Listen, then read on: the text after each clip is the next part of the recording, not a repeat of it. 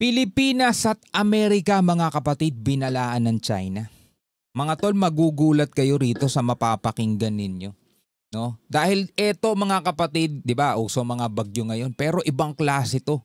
Ibang klaseng bagyo ang dala nitong tagapagsalita. Tagapagsalita nga ba tong taong to? Pero mga kapatid, pakinggan natin. Etong videong to ay mula rito kay John Reps.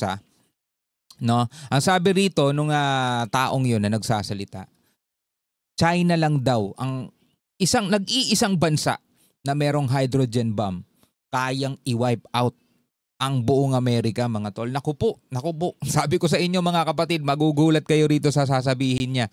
Pero bago natin to simulan, syempre huwag niyong kalimutan mag-subscribe dito kay John Reps. Bago natin to simulan, syempre huwag niyong kalimutan mag-subscribe dito rin po sa ating YouTube channel kung trip mo yung mga ganitong klaseng reaction video and commentary, opinion, criticism at kung ano-ano pa. So mga kapatid, wag na natin patagalin pa, panoorin na natin itong video na to. Sa update sa patuloy na tensyon sa West Philippine Sea, abay muling nagbabala ang China sa Amerika at Pilipinas kung saan sinabi nitong hindi aatras ang China sa Amerika sa anumang mga labanan, mapa-conventional man yan o nuclear. Oh, sabi nito, ito, napanood na natin to ng isang araw, mga kapatid eh. Diba, nabigyan na natin to ng reaction. Pero ito yung ibang part din doon sa kanyang paghaba-habang speech. Ang kausap niya, yung mga katulad niya ring in-check. Pasalamat din daw ang Pilipinas at water cannon lamang ang ginagamit nila at hindi ang kanilang mga lethal weapons. Alamin na buong detalye mamaya. Sinabi ng China na ang China at Amerika ay dapat na mamuhay umanong payapa. Kung mayroon mang mga problema ay dapat umanong magkasundo sa pamamagitan ng dialogo. Alam mo, ito problema sa kanila. Gusto nilang i-project o gusto nilang ipakita sa buong mundo na ang China ay napakababait, napakabubuti. Walang hangad kundi kapayapaan, walang hangad kundi pakikipagkaibigan. Yun yung gusto nilang ipakita, mga tola. Pero kung pakikinggan mo lang yung sasabihin nila, sasabihin mo, ay, napakababait talaga nito mga Chinese. Dapat ito yung mga tularan natin eh. Well, ito hindi kumakatawan sa pangkabuuan .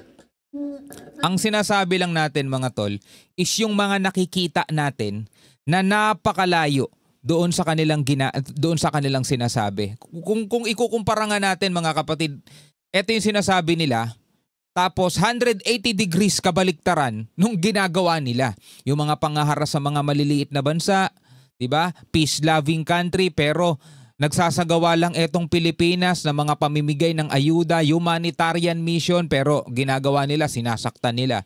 So wina-water cannon nila, nasasaktan yung mga crew. Peace-loving country tawag nila sa sarili nila.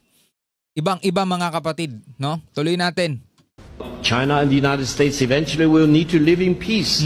Whatever problems they have, they need to resolve them in peace, in negotiation. Diba, napakahilig nila sa ganyan, peace and negotiation. Diba? Samantalang, mga tol, napakarami ng diplomatic protest. For example lang dito sa Pilipinas, ang naibigay na natin sa kanila. Paano magkakaroon ng peace, mga kapatid? Paano magkakaroon ng stability? Kung yung mismong batas na dapat sinusunod, hindi nila kinikilala. Diba? Napakalayo talaga dun sa sinasabi nila. Diplomacy. Sinabi rin ng China na sakali umanong magkagyera, ang China ay mayroon umanong mga nuclear weapons at hydrogen bomb na ipinakita umano nila noong September sa isinagawang Victory Parade. Tanging China lang daw na bansa ang mayroong hydrogen bomb at may mga ICBM na mahirap ma-intercept at kayang abutin saan mang sulok ng mundo. Paano mo masasabing mahirap ma-intercept? Bakit? Nagamit na ba yan sa aktual? Yun ang tanong . Nagamit na ba yan sa totoong labanan? Diba? Kasi, mga kapatid, kung titignan mo at kung babalikan natin yung kasaysayan, isang bansa pa lang ang gumamit ng aktual na ganitong uri ng sandata. Sa history, mga kapatid, isang bansa pa lang ang gumamit nun sa aktual na labanan. Diba? Nangyari yun, mga tol, nung WW2. Kalawang digmaang pandaigdigan. Kung saan, mga kapatid, 2 lugar sa Japan ang tinamaan nun. Yun na yung una at yun na yung huli. Kung ikukumpara natin siya ngayon, syempre, sabi, diba, mahina na lang yun, mga tol. Kasi syempre, na-develop na yung technology ng tao. Mas napalakas na nila yon, mas na doble, na triple na nila yung impact, yung lakas, yung coverage na kayang abutin ng mga ganong uri ng sandata. Pero fortunately, hindi pa nagagamit. Buti na lang. Kasi alam naman natin mga tol kung anong nangyari nun dati sa Nagasaki, sa Hiroshima, di ba? Napakarami talagang napinsala nun. Pero yun yung una at yun na yung huli. Tapos nagkaroon ng mga pag-uusap, ipinagbawal na yung mga ganyan. Pero syempre kahit ipinagbawal, gumagawa pa rin sila nun. Hindi nga lang ginagamit, buti na lang. Pero nagamit na yon syempre sa mga test. Nagamit na yon mga kapatid doon sa mga testing nga, no? Pero hindi sa actual. At kitang-kita naman natin kung sino yung mula noon at magpahanggang ngayon aktibo sa mga bakbakan, no? Etong mga to, mga tol. Kayo na bahala magsabi. Tuloy natin. One of the weapons China demonstrated is a missile with all the warheads. Ooh. We call it 61. With all the warheads, sabing ganun. Because it can contain 60 nuclear warheads plus 1 hydrogen bomb. Isang missile. Kayang magdala ng 60 nuclear warheads daw plus 1 hydrogen bomb. Sabing ganun mga tol ha. Now, in the world of today, let me tell you, which country has hydrogen bomb? China is the only country with hydrogen bomb. And that ICBM. Intercontinental Ballistic Missile, yung ICBM. Ibig sabihin kayang tumawid ng kontinente. Ganun kalayo yung kayang marating. Can cover every corner of the world in less than 20 minutes and destroy any target in any corner of the world without any possibility of being intercepted. Kita nyo yung ano? Kita nyo yung bagyo? Kita nyo yung hurricane? Kita ninyo yung ipo-ipo sa lakas ng hangin mga tol. Ulitin natin yung sinabi niya ha. Baka naagugulantang lang tayo lahat eh. Oh. In less than 20 minutes. Sabi niya mga kapatid, sila lang daw ang merong ganong uri ng sandata. China lang mga kapatid. Na in less than 20 minutes, kayang patamaan every corner o bawat sulok mga tol ng ating daigdig. Kahit saan mang sulok ng daigdig kaya nilang sirain. Without any possibility, sabing ganon, balikan natin. And destroy any target. And destroy any target in any corner of the world sa kahit saan mang sulok ng mundo. Any corner of the world without any possibility. Without any possibility of being intercepted. Ibig sabihin, imposibleng harangin. Imposibleng tawag dito o salagin. Naakala mo naman talaga subok na sa actual eh, no? Naakala mo naman talaga nasubukan na talaga sa actual na no? Mga kapatid, yung ibang mga sandata ng China, nasubukan na rin naman talaga sa actual na labanan doon sa Pakistan at saka sa India. Di ba nakita nyo naman mga kapatid kung paano nilampaso ng BrahMos missile itong mga Chinese weapon. Well, etong mga kapatid, ano nila, no? Usapang sila lang din naman Sila lang din naman yung naglolokohan sa isa't isa di hayaan na natin yung claim nila mga tol, di ba? Ito yung reaction and commentary lang naman of being intercepted. I hope Washington has learned the lesson. I hope Washington has learned the lesson. Umaasa daw siya na yung Washington natuto na sa aral. Anong aral? Parang namang pinarusahan na nila yung Washington at kailangan matuto sa aral. They know, as I declared in my interview with Abrams. Nagpa-interview pala siya. Kahit naman sino pwede magpa-interview at magyabang ng ganun of the United States. Diba si Trump nga pag nagsasalita, sabi niya advance sila ng 10 years. Diba? Sa kahit na saan mang bansa, halimbawa sa China, sa Russia, mas advanced pa rin daw yung teknolohiya at yung military forces ng Amerika. Sabing gano'n ni Trump. So eto, hinigitan pa si Xi Jinping. Akala mo presidente magsalita no? Mas maangas pa, mas mahangin pa kaysa sa presidente. Naku po. Very distinguished American. I basically told him, if you want to have war, you will get war. Eto ang sinasabihan niya rito, parang US Kung gusto nyo ng gera, bibigyan namin kayo ng gera. Parang ganun ang sinasabi nila mga tol. If you want to destroy China, you will be destroyed. Kung gusto ninyong sirain ng China, masisira kayo. Sabing ganon, mga tol. Tignan natin. If you want to impose nuclear war on China, you will be wiped out by nuclear war. Kaya pala mga tol, no? Nagde-deploy pa lang ang Amerika ng tawag dito, ng Typhoon missile dito sa Pilipinas. Reklamo sila ng reklamo. Meron naman pala sila mga ganitong uri. Kaya nga daw nila i-wipe out ang Amerika eh. Pero nagde-deploy para ng Typhoon missile sa Japan, sa Pilipinas. Di ba todo reklamo na sila? Todo sabi na sila, alisin nyo yan, alisin nyo yan. Huwag nyo ilagay yan dyan. This is very serious. China's policy is very clear. Pati sila nagugulat. Ano ba yung mga pinagsasasabi nitong taong to? Ba't kasi kayo naglagay ng nakainom sa unahan eh? Mamaya mapahamak tayo niyan. Mamaya marinig doon ng Amerika. Subukan talaga tayo eh. China will not fire the first shot. Eto, narinig but China natin to. will not allow you to fire the second shot. So yan daw ang kanilang very clear policy. Hindi namin kayo papayagan una magpaputok. Pero hindi rin namin kayong papayagang makabawi. Sabing ganun. Kaya nga yung sinabi niya kanina, di ba?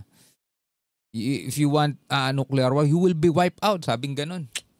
Sinabi rin ito na maswerte pa rin ang Pilipinas dahil water cannon lamang umano ang ginagamit nila at hindi ang kanilang mga lethal weapons. Wala umanong mas lalakas pa sa militar ng China sa Asia maliban na lang sa Amerika. Pero hindi umano aatras ang China sa labanan, mapakonvensyonal man yan o nuclear. Napakahangin no? Grabe kayabang mga kabayan. Di ba?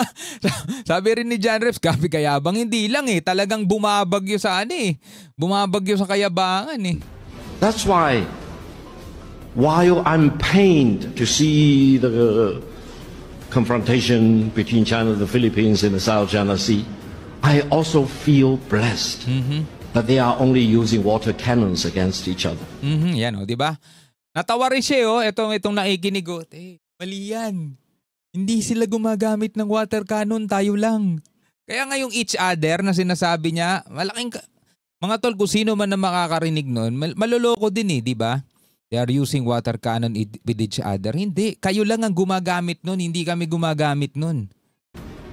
Make no mistake. Tapos siya sabi, nakatinginan pa sila nitong isa Ano sinasabi nito?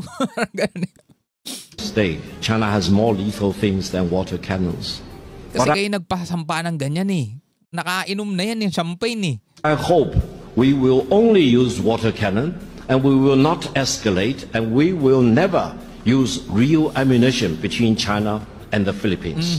Now, Mr. Abrams also challenged me, saying that China's military buildup is a challenge, a threat to our neighboring countries. I told him point blank, no country in China's neighborhood is a match against China. Walang kahit na sino mang bansa nakapitbahay ng China. Dito lang mga tol, sa paligid ng China, ang pwedeng tumapat in terms of military power. Pag pinag-uusapan military forces o puwersa, walang pwedeng tumapat sa China. Sabing ganun mga tol. Only America lang. In terms of military power, China's military buildup is a matchup against only one country. That is the United States. China will never allow the United States to launch a war against China, conventional or nuclear, without suffering devastating consequences. Now, I mention this with one purpose. I hope people in China and people here in the Philippines sa Pilipinas pala to. will look at ourselves and each other as friends. China is the best country for you to work with because China has the largest financial pool, China has the largest manufacturing capability. Diba? Napakahangin. May mga ilang military expert naman ang nagsabi na kung pagbabasehan ang mga ipinapakitang puwersa ng China ay totoo ngang malakas ito. Kung pagbabasehan, etong mga picture, etong mga video, masasabi mo nga ba malakas? Kasi very impressing naman talaga Diba? Etong mga picture and video na ipinapakita. Eto, bibigyan ko kayo ng parang analogy, Halimbawa, nakakita ka ng isang bodybuilder. Bodybuilder malaki katawan. Diba? Incredible hook ang datingan. Siyempre kung titignan mo, naku, delikado to, gulpi tayo rito, 'di ba? Ang lakas nito, ang laki nito, 'di ba? Pwede tong pandigmaan, pwedeng mong sabihin ganun. Kasi ang laki ng katawan niya. Pero mga kapatid, hindi mo masasabing magaling makipaglaban yun. Iba pa rin kapag ikukumpara mo siya doon sa martial artist. Doon sa kahit na hindi ganun kalaki ang katawan, pero 'di ba, yung training nun sa battle, yung training nun sa combat, 'di ba? Yun, lumaki lang katawan nun, kakabuhat. Pero kung pagdating sa suntukan, sipaan, 'di ba? Kaya pa rin yun patumbahin, mga tol, nung isang maliit pero subok sa labanan. Ibig sabihin, nag-train talaga sa labanan. Ganun, ganun din tong mga tol eh. Diba? O paano ko nasabi, mga tol? Diba? Kasi mga kapatid, ito hindi tayo nagiging US, pro-US tayo. Pero kasi mga kapatid, yung mga generals dun sa US, yung mga sundalo dun sa US, nakukuha nila yung kasanayan nila, nakukuha nila yung expertise nila, nakukuha nila yung pagiging general nila o kung ano man yung rango nila, mga tol, based on experience, mga tol, sa totoong labanan.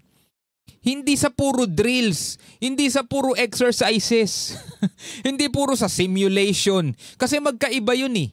Puro exercises, puro simulation. Kaya nga kung titignan mo, etong mga ipinaparada ng China, 'di ba? Yung mga warship nila, yung mga jet fighter nila, o kung ano man ang mga gamit nila, mga tol, puro mga virgin pa lahat yun. Wala pa ngang gas-gas yun eh. Kasi hindi ba naman sumasabak yun sa mga aktual na labanan, mga tol eh.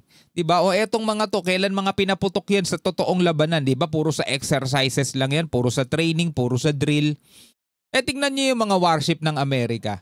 Diba? Tingnan niyo yung mga fighter jets nila, mga tol. Lahat yun puro nakapagpakawala na talaga ng totoong bomba para sa totoong kalaban at sa totoong target. Yung mga sundalo nila, mga tol, hindi puro training, hindi puro exercises yung ginagawa nun. Dahil talagang napapalaban talaga yun sa mga totoo. Ang Amerika, pag sinabi nilang babagsakan namin kayo ng ganito, ultimato, mangyayari talaga yun. O, diba? Nangyari na ngayon dati nung kay Saddam. O, diba? O, di ba natalo nila yun. Tapos magpahanggang ngayon. Yung mga yung mga generals dito sa China, hindi ko alam paano naging generals sila. Naging generals ba sila dahil kakakommand nila sa totoong laban? O naging general sila kasi ang galing nila sa training? Di ba? O, kayo na bahala humusga. Di ba? Yung magsasabi mo talaga, yung dito sa isang parte, yung dito sa US, diba? Mga veterano talaga ng bakbakan yun. Kahit nga sa mga Pilipino, mga tol, kung pagbabasayan mo yung Pilipino, yung puwersa ng Pilipinas, matagal nang naikipagbakbakan dito sa may bandang Mindanao, diba? Laging may gera dyan, dati pa.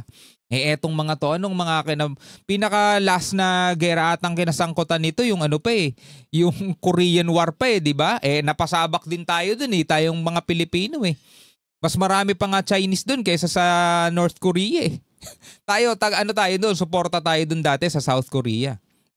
Battle of Yultong, 'di ba? Kung saan natalo ng mga Pilipino yung mga Chinese. Well, dati pa kasi 'yon. Ngayon, mas malakas na puwersa nila. Pero kailan ulit sila napasabak? Kailan yung huling napasabak sila? Kaya kung titignan mo, mga tol, yung mga pinagsasasabi nung kaninang nagsasalita, mga tol, puro yun? Puro hangin yun. Puro hangin, walang laman. Ngunit ang kanila mga armas ay hindi pa umanusubok sa mga labanan. Oh, di ba? Hindi pa subok. At kung paano nga ba ito tatagal sa labanan? Kumakalat din kasi ngayon sa mga social media ang mga dating video ng pagkasira ng mga tangke ng China sa kanilang mga military exercises tulad ng paglubog. Diba? Puro military exercises, puro military drills. Pagkatanggal ng mga gulong. Tanggal ang gulong.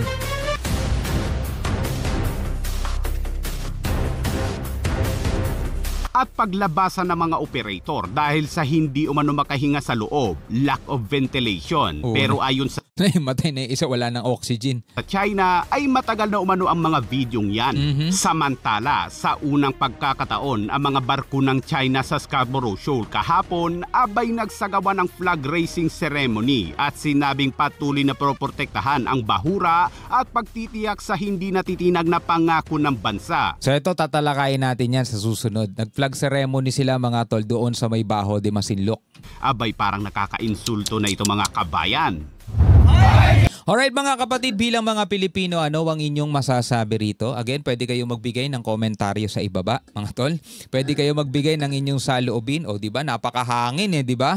Kaya daw nilang i-wipe out ang Amerika. Anyway, hanggang sa muli, ako nga pala si Shobal D. Peace out.